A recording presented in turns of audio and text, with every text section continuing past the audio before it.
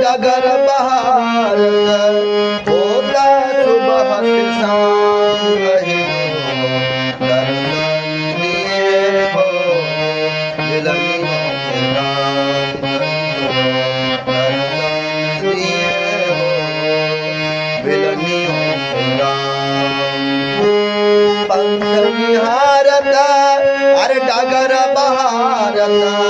पंख निहारत डगर बहारत होता सुबह से शाम कहीं दर्शन दिए हो अरे दिलनियों के नाम दर्शन दिए हो दिलनियों के नाम गुरुवर मतंग जी अरे रंगल राम रंग में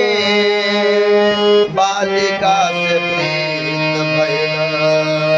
ओ हीरे उमंग में आ गुरुवर मतंग जी रंगल राम रंग में अरे बालिका से प्रीत भइल ओ हीरे उमंग में गुरुवर मतंग जी अरे रंगल राम रंग में अरे बालिका से प्रीत भइल ओ हीरे उमंग में गुरुवर मतंग जी रंगल राम रंग में बालिका से प्रीत भइल ओ हीरे उमंग में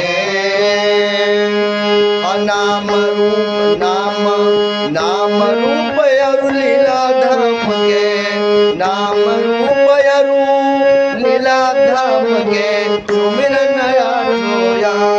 कही दर्शन दिए हो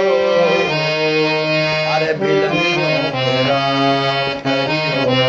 दर्शन दिए हो बिलनियों के राम पंथ निहारत डगर बहारत पंथ निहारत अरे डगर बहारत होता